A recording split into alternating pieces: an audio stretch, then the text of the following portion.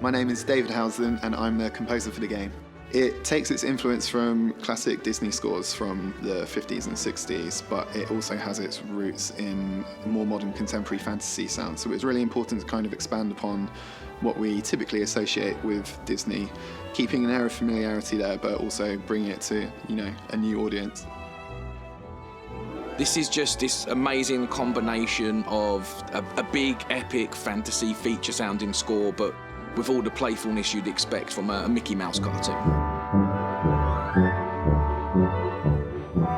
So when it comes to the inspirations for the score, Dave will probably be the first to tell you that I give the worst briefs in history, but the main one for us is we wanted to capture the magic of the parks. Like, we wanted people to feel that when they were moving through our world, it was like they were traveling through one of the parks.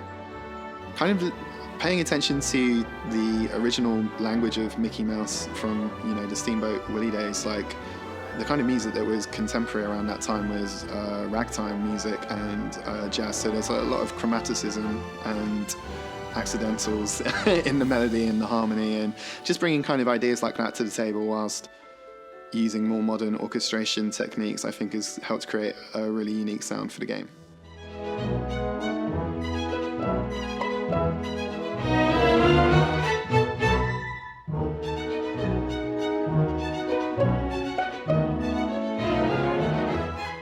Monoff is a really visually inspiring place, and I took a lot of inspiration from the environments. I decided very early on that I wanted each area of the game to have its own unique personality, so I took it upon myself to draw that out musically. I'd always kind of be led by the visuals, and normally within a few seconds of looking at some of Lucy's amazing artwork, I'd start to hear notes forming in my head, and the pieces would write themselves very quickly from there.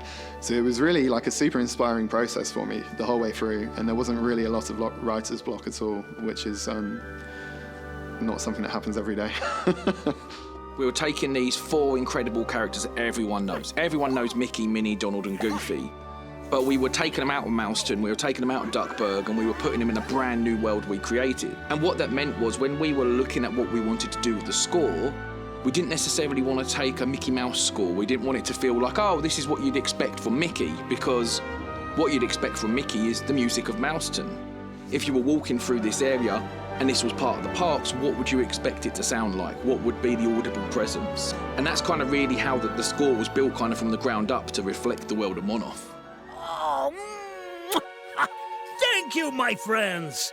You're welcome. Wait, what? Mickey has an established sound, so it's kind of like, how do we respect what came before? How do we evolve on it? And how do we communicate out that is what we're doing? All the traditional Disney sound is all in the room, and so that's the way we wanted to do it. But that throws up more challenges, because 61 people have to get it right rather than just 20 or something. So that's definitely it. Been planning for that, listening for that, communicating with the orchestra, and accounting for the fact that we're all playing everything together to get the best traditional sound we can. This entire score has been a challenge for me from day one. This is hands down the most complex music I've ever had to write before, and coming from a pop punk background as a guitarist, it's I felt like a bit of a fish out of water.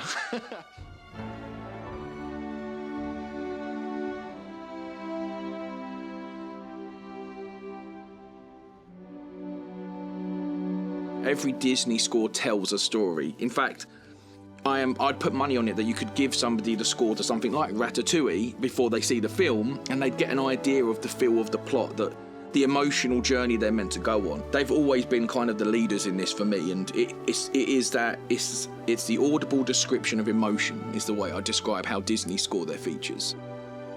There's just a beauty and a magic to them. It's an intangible quality. They leave such an imprint on you. You always come away humming them. Like those themes stay in your head forever, and there's a sense of wonder and magic that they elicit from you. There's nothing else like it.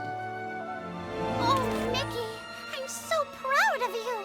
Well, it was kind of sloppy, but I agree. I love you guys.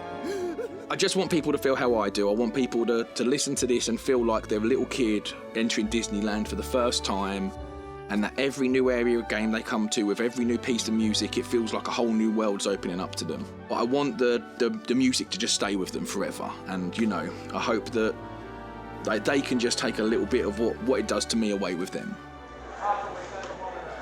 Thank you so much, everyone.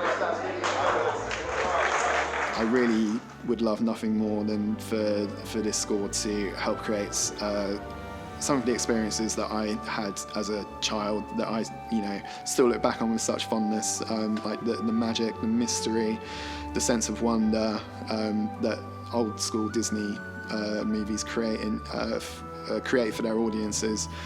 If I can even tap into a tenth of that for a new generation of people, I'll be so happy. I really want to help try and create some memories for this generation of kids and families to enjoy and hopefully look back on with fondness when they're old like me.